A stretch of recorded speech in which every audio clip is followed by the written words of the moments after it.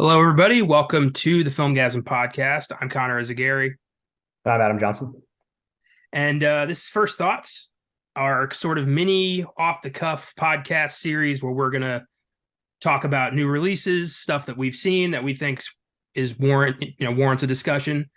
And today's fare is BlackBerry, the latest brand biopic that is hilarious and just a wild story of the first smartphone that torpedoed so fast. And I'm excited. This was your idea, Adam, and a good one. This was a good pick for this kind of show. Yeah, I'm excited to talk about this one because we were talking just a tad before we recorded. Like, it's not like a super deep movie. It's a pretty contained story about this one company, but it does, I think, tell the the transformation, the kind of rise fall of like technology companies in general in the 21st century specifically, and how quickly you can rise to fame and then with just one presentation be like done. As a company, it's just like really incredible. One presentation from a rival can be just like done as a company. So when did you see this? You just saw this, right? Just now? Yeah, I just got home from seeing it. I went to the Alamo Drafthouse South Lamar in Austin because no other theater near me had this. And as coincidence would have it, that theater happens to be 10 minutes away from my new job. So immediately after work, I went, got a ticket, had to sit in the front row. So that kind of sucked. But other than that, it's a full house. I was not expecting that. Really?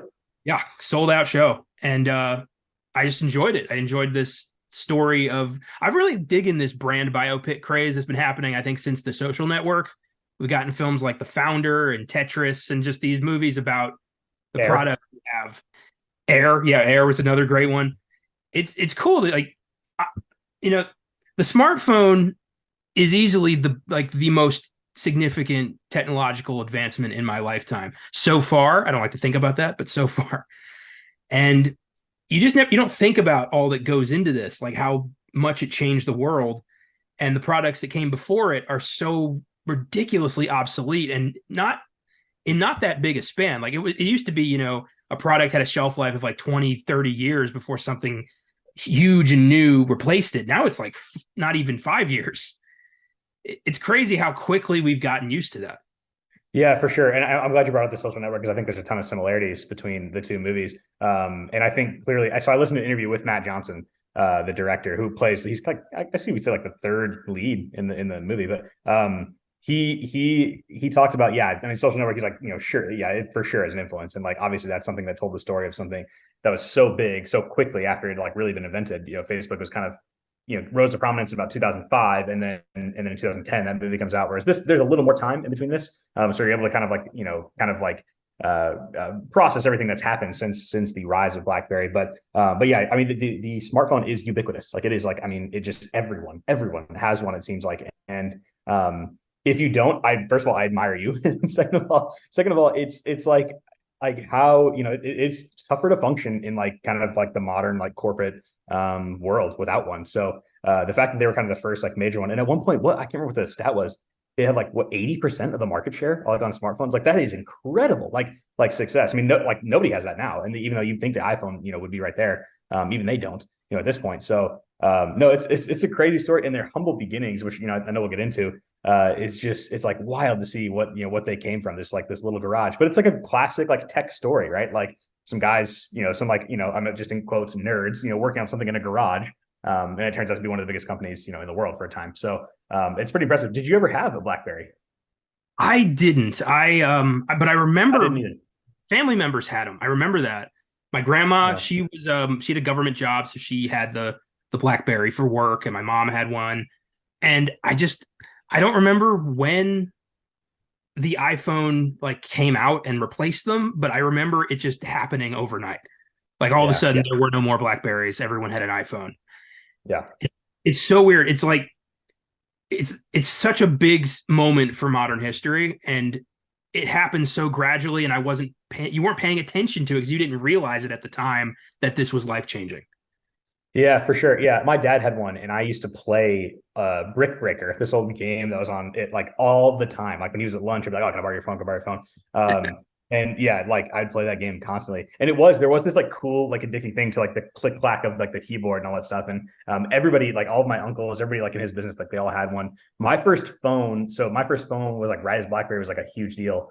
But I had this like Nokia like push to talk, like ridiculous. Like I called it the brick because it was like this yellow and black thing you could just like throw against a wall and nothing would happen. Like I literally would do that. I'd be like I don't know, it's just like a way to like, like talk to somebody. I'd be like, oh look, I can just like do this with my phone. Nothing can happen, and nothing would happen. So the iPhone came out in 2007. I did not get an iPhone that first little run through, but I remember right when I graduated high school, I got an iPhone, which would have been 2009. So, and I've had one pretty much ever since. I had a brief Galaxy period. But I've had an iPhone pretty much every, and I had no like, oh, iPhones are way better. It's like, whatever. I just don't like really care that much. But no, it was, I mean, crazy how many people had these BlackBerries. Like, I think especially in the business world, I think that was like a huge thing. The email, everything, it was, there's an ease of use that the other smartphones didn't totally have. Do you remember the Razors? Like I think it was Motorola, the Razors. Yeah. A lot of people had those. Yeah. I remember as a kid, I desperately wanted a flip phone because I thought that was the coolest thing. You flipped it and you're like, what's up? Yeah. I remember my first cell phone was one of those like drug dealer burner phones that like you buy like minutes on. I had that for about a month and I lost it. Oh, that hurts. Yeah, those things. I mean, you still can find those. I mean, they're almost more like flip phone looking things now. Those like just kind of burner, like almost like Breaking Bad. Like type. You call somebody, you get your business done, you break it in half, and you go buy another one. Yep. You just like throw it in the dumpster. Yeah, and that's it. Yeah. But no, it is crazy. It's crazy how big this company became. And so I guess I don't know, to like kick off like the movie itself. Like it does start with like the very humble beginnings of, I think it's like mid 90s, 1995 ish. And these guys working in this. I mean, what is this, like a little, like just weak little office that they, I guess, had rented out in Waterloo, Ontario, which is suburb of Toronto. We get Glenn Howerton of It's Always Sunny in Philadelphia fame, and Jay Baruchel, probably the main two characters.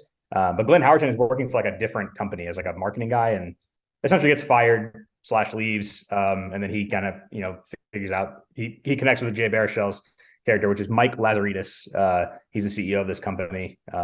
Which, do you have that right there? I can't remember what the name of their company is that made the BlackBerry. Something in motion. Research in motion. Yeah. Research in motion. Yeah. RIM. RAM. Yes.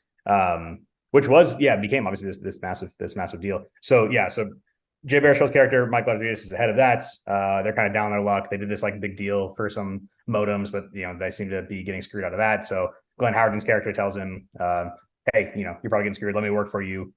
Work with you, give me a stake in the company, and I'll actually market your stuff. And he does, and then Matt Johnson plays Doug, who's the director of the movie. He plays Doug, who's kind of like Jay Baruchel's number two. And then he's very much the like don't sell out, man, like that, just like, movie nights. He's always wearing like different band shirts and like movie shirts and stuff like that. He's like let's not go corporate, man, like guy of the movie, whereas Jay Baruchel's obviously like, okay, this is a business. Like we have to run this as a business. So what do you think of those first like kind of 15, 20 minutes and like kind of setting the stage? I liked it. I liked how we pretty much get how each character is going to operate in this movie pretty quickly. I love their initial meeting with Jim, where he just is not paying attention at all because he's focused on this other meeting, and the other guy's going to upstage him, and he's trying to like figure out how to make that not happen, and he's just not listening to the pitch at all. And all he tells him is, "You need a better name." Yeah. So I should say that's how they actually meet, right? So Jay Baruchel and Matt Johnson's character, Mike and Doug, they go into Jim's office to pitch him a product, and he has like a zero interest in like whatever they're pitching. But it is like you could tell there was like a grain that he thought about. It was like, okay, like the phone thing, like, and he's like, yeah, the name. He's like, okay, there's like something there, but yeah, he's just like clearly not focused. And Doug is just like, dude, that was terrible. Like we just got like laughed out of that building, and he forgets the easel. Or like in the building doesn't like go back and get it. So they go back to their office, and it's like, down on their luck type thing. So yeah, I mean, like. I like that they just drop you in this world and just like, hey, figure it out. I love movies like that. Like they don't need this like some big preamble or like 5 different title card pages. Like, well, actually, the first phone was this, or let's go all the way back to Alexander Graham Bell and like tell. It's like no, just like this is the story, and and tell it. And it's a pretty brisk movie, right? It's about 2 hours. and it moves quickly, which I really liked about it. I mean, I thought it was like very, very well paced. Well, I like it, especially with a lot of films being made about more recent history. They count on their audience to have experienced some of that themselves. Sure. We remember some of that stuff. We remember when Steve Jobs pitched the iPhone. We remember having Blackberries. So there's not a lot of setup that's really needed in terms of like, setting the historical stage. They just got to show us the major players. Yeah, yeah. No, And that makes sense.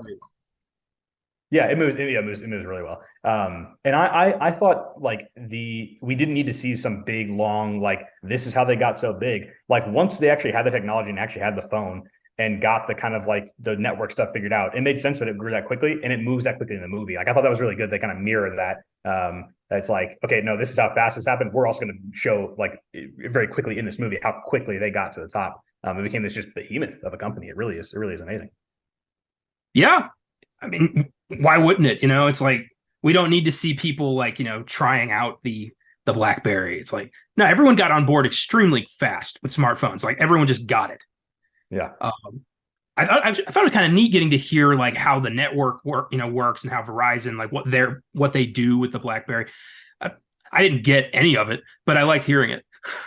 Yeah, yeah. If someone like held up my phone and shouldn't be like, how does this work? Like, how do you like? I'm like, I don't know. Like, I just know that it does. Like, I know there's like some sort of transmit thing of like it's all instantaneous or whatever. But it's like I don't really know. And yeah, they do a good job of like showing you, hey, these guys really know what they're talking about. They're like incredibly smart guys who like, but not like dumbing the movie down like to where it's like, and here like kids is how like this network, like would work. It's like let's just explain it real quick. If you get it, cool. If you don't, like whatever. Like you're still gonna enjoy this movie. Like we don't need to get bogged down in like the kind of like the details of like why a network is what it is. Like I think if I thought about this movie a couple times, like if it was directed by somebody different, like if it was Adam McKay, like I mean it would have been cool, but I think there would have been almost too many of those like okay now let's cut away to somebody talking about like here's how a network works and all this stuff and it's like I don't like I like that in his movies and like contain to that like we don't need that in every single movie so I like that it was just like let's just show them let's just show them how smart these guys are and then just move on and then let's show you the phone. Well, that's what I really didn't like about The Big Short was I don't have a degree in economics. I don't understand how any of this shit works. And I feel like cutting away to celebrities to explain it didn't help. It just distracted me from the movie. If the movie had just gone with it, like there was another movie about the same issue called Margin Call, came out around 20. Great movie. Way better at explaining this. I was on board with that. So there's a way to write like, big concepts that can engage everybody. And BlackBerry pulled that off. Yeah, I agree. And I like The Big Short. And I think that's a creative like way to do that. But it like only every like 200 movies I see when I want that. I don't want that all the time in all these movies like this. And I want to maybe make another point about your that you're mentioning of like the kind of corporation movies, like the recent history, like brand movies. Those have the danger to be really like just like commercials for their brand, like which I would like an Air got close to that a couple of times, but didn't really do it, which was nice. Like it wasn't like they still kind of like poked fun at Nike and they poked fun at like clearly a bunch of the players involved of that company and of that world of agents and everything like that.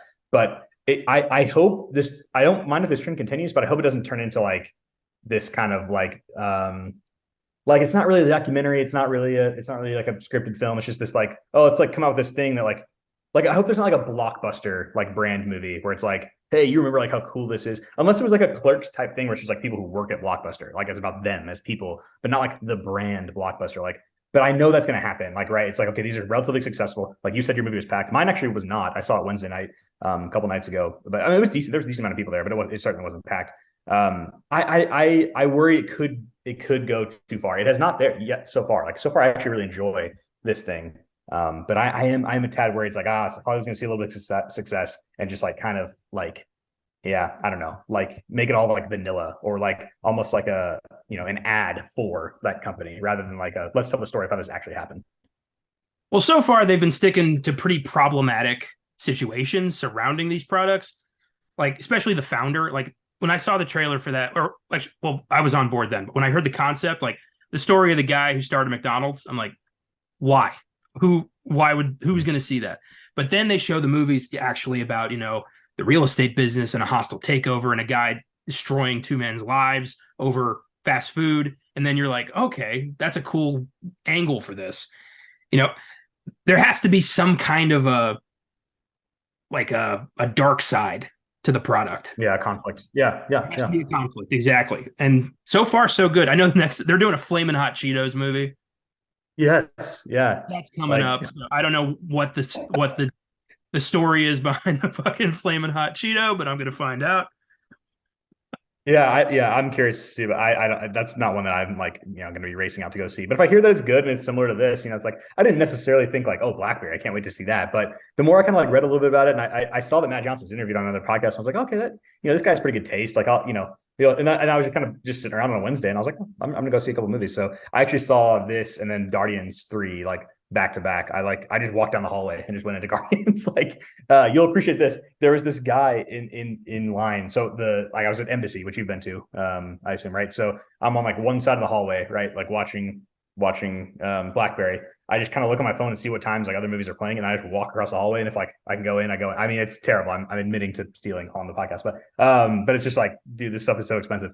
This guy gets a popcorn and he has two buckets of popcorn. They're like stacked on top of each other. I don't think he like realized he had two. So he like fills his thing. He walks over and he's like, oh shoot, there's two. So he takes off the bottom one and he just like sets it on top of the trash can. So I just looked around. I was like, screw it. So I grabbed the empty one that had not been, it wasn't in the trash can, thankfully. It was like on the little ledge, above it or whatever. And so I just grabbed it. I just walked over, filled it up, and I was like, free popcorn and a free movie. This is wonderful. So I then walked into Guardians, and I didn't have the bandwidth like watch a 2.5 hour like epic like thing. I mean, it was fine. I just like I'm not that big of a Marvel guy, but that was my night watching this movie. Not packed, but I do think it's going to have like a little bit of a word of mouth thing. I think like it might be one of those movies that does better its second week than it did its first week. Yeah, I think I think it's going to have more longevity than the actual BlackBerry.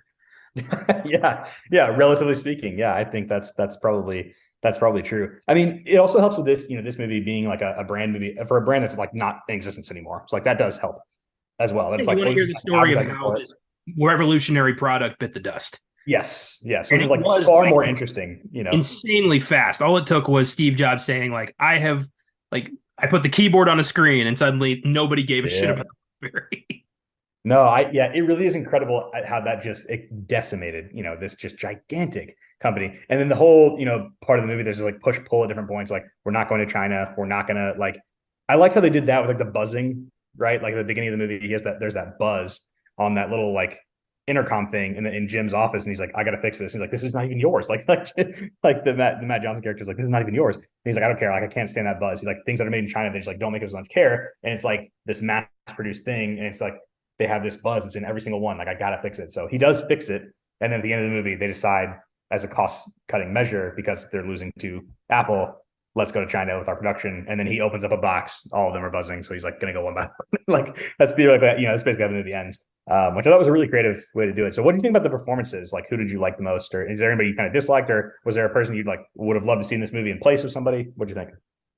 I was very impressed with the cast. I wanted more Cary Elwes. I love him as a character actor. I thought he wasn't in it enough.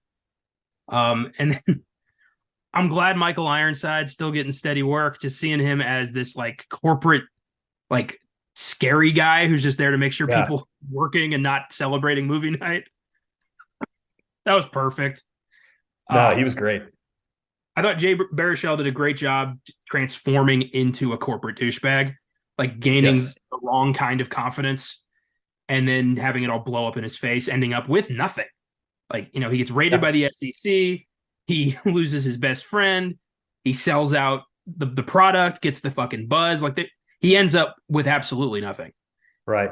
And gets away with everything. Yeah, and then the Doug character. I mean, they say at the end of the movie, he said he sold all his stock at the peak in 2007, and he's like secretly one of the richest men in the world right now. Which is incredible. That character is like just chilling, probably up in Toronto, just hanging out or some suburb of it, and just with like all of his money. I mean, that was a genius move to cash out at the highest point. It was, and casting Glenn Howerton as just the ultimate corporate shark. Oh, I thought he was awesome. I thought he was so good. Yeah, he won the movie to me. I saw a Letterboxd review that said that he wanted him to yell like "starter phone." This is a finisher phone. Like at some point, there was so much Dennis in this guy. Yes. Yes. especially when he started screaming. Glenn Howerton has one of the best scream voices in Hollywood. Yeah, no, I thought he was absolutely fantastic. And then we have Rich Sommer of Mad Men fame, one of my favorite show of all time. He plays Paul, the guy they hired from Google. I thought he was really good. And that little scene with the guy, it was Sung Won Cho is the other engineer they hired. Where they're at that breakfast and they start to kind of crack the code on a couple things, and they're trying to race to get to this certain point, and they are like the only two left in that little breakfast meeting, and they're like, "How much are they paying?" He was like, "I really don't want to say." He was like, 10 million. It goes, "Me too." It's like, so they pay these two guys 10 million, and in basically paying them in like backdated like stock options, which is like completely illegal. And they get caught for that later too. So it's like, I mean, all along the way, the Jim character, he helps them. It's Glenn Howerton's character explode to get to the top, but then also like, he totally cut corners so many times, and then like is clearly cut down by that later in the movie. But then in the end, he doesn't serve any jail time. So it's like another guy that gets away with like just like corporate murder essentially. And it's just like whatever, like no jail time. Pretty pathetic. Well, he's never helping Rim. He's never helping BlackBerry. He's helping himself the whole time. All he cares about is his own advancement Yep. and his own cash flow. He tries to buy a hockey team and a stadium. Yeah, like in the same like day. Yeah. And they're all like, no. And he's like, fuck you. Nobody says no to him. Yeah. Yeah, I want to look into this a little bit more and see, because like I know that the Pittsburgh Penguins is the team he's trying to buy, and they were in kind of dire straits for a little bit there, and they've now become like a really awesome franchise. But I didn't know, so he was trying to move them to Hamilton, Ontario, which is like that's obviously a good ways from Pittsburgh. So I think that part. I mean, I'm glad they didn't go too far in the movie with that, but I mean, it's a movie, set and made by Canadians. Like there's going to be a hockey scene somewhere in there, or a guy that loves hockey somewhere in there. But I did like that they played him as this just like absolute like corporate asshole. But yeah, I wonder if that was true, because I think he would have actually been able to purchase the team, but if he would have just kept him in Pittsburgh. But he was like, I want to do it all. I mean, he basically says it in that one plane. He's like, no, I can do it all. Like I can do it all. He's this type of guy that just kind of like, I'll borrow from Peter to pay Paul, but I'll never actually pay Paul. You know what I mean? Like I'll just keep borrowing and I'll win in the end. They're just like a sheer will. It's like, no, it doesn't really work that way. Like at one point, your time's going to come. Well, I love that the head of the league owners or whatever, the guy he was trying to buy the team from, tells him like, it's one thing to buy a team, it's another thing to brag about moving them before you've actually made the deal. Yeah, to all your rich friends. Yeah, that was good. Yeah, so that's Gary Bettman. He's the commissioner of the NHL, and he still is the commissioner of the NHL, a famously villainous commissioner among like NHL fans. So I thought that guy did a really good job. His name is Mark Critch. He plays Gary Bettman. But yeah, he does. He just takes the task. He's like, okay, yeah, like I may have like let you actually buy this team, but like when you're bragging to all your rich asshole friends about like, oh, I'm going to move him to Hamilton and I bought this arena and all this stuff. It's like, no, it doesn't work that way. So you don't just like do whatever the hell you want with these franchises. Move them from city to city. So no, I thought it was really good. Any other things from kind of like the like meat of the movie? One thing that does feel mythologized, I highly doubt this actually happened, is how the name BlackBerry came about. Like, was Mike just eating a fucking tray of blueberries in the car and he got a stain, and on the spot, Jim just comes up with BlackBerry? I don't know about that. Yeah. Life doesn't work like that. Yeah. I don't think so either. What was the initial name? Was it Pocket Link? Is that what it was? Pocket Link was the first name, and no. Yeah. I mean, that's not a good name. Yeah, so that was right to change it. I mean, BlackBerry. But yeah, I mean, I bet there was some sort of like, like someone saw a BlackBerry somewhere and they thought like, oh, let's just call it that, or like. But I doubt it was like in the presentation, like when it was on his shirt. Like, wait, really quick, like what's the name? Like, oh, that's it. So I'd like that scene too, where they're driving to that kind of first pitch meeting. And he leaves the prototype in the cab. He has to go back and get it. You just like, this is kind of like a bumbling idiot, who's like a genius of a mind, but just like doesn't know how to do this like marketing part at all. I thought that was a really good touch. I love that Jim goes in alone and like does this. He thinks he's pitching like, taking fire from Zeus, like he's fucking Prometheus. And Saul Rubinek is like, we've been trying that for years. Like you got screwed by some tech people, and he's about to chew Mike out, but then Mike fixes it immediately. I love that he has this vibe of like, oh fuck, I got screwed. Like he thinks he's dead in the water. I thought that was great. I've always liked Saul Rubinek, so seeing him again was great. The head of Verizon. Yeah. No, I thought he did a good job too. Yeah, no, it's really well cast, and I know Matt Johnson, the director, he said on that podcast, he said, what's cool about this movie is like if there is some success, like I really love working with like a different caliber of actor. And he said Glenn Howerton, he really was just on board for like whatever. Like he wasn't like he was kind of part of the process. Like he wanted to kind of, have input on the characters like that. He's like, and I was fine with that. He's like, because as I kind of move up in this business, I want to keep working with like, higher and higher level people. And he's like, I couldn't have asked for like a better cast for this movie. Because it wasn't that big of a budget. So I'm gonna see if I can kind of pull it up here. But yeah, it's pretty incredible what they made out of like, I mean, it's an indie movie, really. I mean, that's what it is. Which I have total respect for. Yeah, I'm very much the older I get, the more I watch, the more I have started leaning away from blockbusters and really embracing independent film, because that's where the creativity is now. That's where the original stories are. And this was fun. I don't think it's going to do very well initially, but I think that it will find life on streaming somewhere and people will be talking about it. Yeah. Yeah, I agree. I mean, yeah, it's opening weekend. I have it here.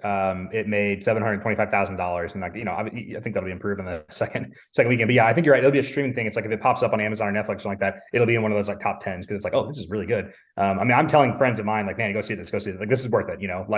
Like it's not another just like, oh, whatever. Like I guess I'll just kind of like I feel like I've seen so many movies that are just like fine. Recently it's like, no, this is really fun. Like I really had an enjoyable time.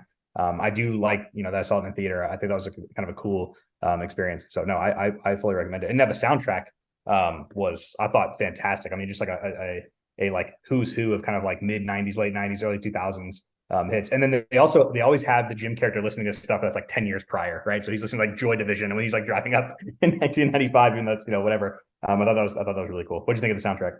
Oh, I love the soundtrack. I especially like I love hearing the White Stripes in film. Hello Operator, such a badass song anyway. Yes. Yeah, that was great. Here at the Strokes someday. That was a great moment. There was I don't know what the opening track was for the opening credits, but that song fucking rocked. Yeah, I've been listening to the soundtrack today. That's a Connection by Elastica. That's a great song. That's a great song. No FX is on there. The Strokes, like you said, Mark Morrison, Return to the Mac is playing at that one point when all the engineers are dancing. That's a really good one too. And then Moby, there's a Moby song in there. The Kinks at the end. Yeah. That's great. Yeah. Waterloo Sunset is the song playing at the end. Which is very similar. So he uses the Kinks at the end of like his movie, just like in Social Network. Fincher uses the Beatles at the end of his. So thought that was kind of a cool like little callback, and like it just basically shows like one guy kind of like with his obsession. At the end of the movie, the last shot of the movie, him like going through where it's like they show Mark Zuckerberg like refreshing the page, hoping that Erica, it's Erica. I can't remember. Yeah, I think it's Erica. Like accepts his friend request, which I thought was a really cool like touch. But yeah, no, it's a great soundtrack, and I have it. There's a guy who created one on Spotify. It's got some people that have saved it. I don't think it's like the official one, but it has a bunch of songs on it. But yeah, no, Hello Operator is so good. I put that on my story the other day because I was like, I just want people to hear that song. But great song. I saw Jack White in Shreveport on the Lazaretto tour, and he whipped out Hello Operator, and that was awesome. Cool. How was he live? I've never seen him. Seen him 3 times. First show was lights out, incredible. Second show, the acoustics were all fucked up in the small venue, so it was like the loudest thing I've ever heard. And then the third show, I don't think he really wanted to be there. It was a quick one. There wasn't a lot of energy. So the first show is gonna be great. Nice. Yeah, no, I'd love to see him at some point because I mean, any of the projects he's done, the solo stuff or White Stripes or Raconteurs and all that stuff, I really enjoy. So that's cool. So it's good to end this with a little Jack White talk. So, but no, I really like this movie. I'm glad we got to do this because it was a fun one to talk about. There's so many like little tentacles to it. I really liked it. Yeah, so did I. Currently playing in theaters, you got BlackBerry. Last week we had Fool's Paradise, which did not get well received. Man, the reviews on that are terrible. Yeah, it's terrible. I felt bad. I was like, I was gonna go. I wanted to support Charlie Day's vision and like Ray Liotta's last movie, but yeah, it's expensive, and I don't want to pay for. I know. It's gonna suck. I know. Yeah, you got to make those choices. It's like, okay, yeah, if movies were $5, I'd probably give it a shot. But it's like I can't. Yeah, I just can't see it all. Yeah. And then this week also we got Fast X, the 10th film in the Fast and Furious franchise, which I will likely be doing one of these with Caleb for that. I'm going to go see that tomorrow. I've seen 5 through 9 in theaters. Why stop now? I'm going to see this through to the end.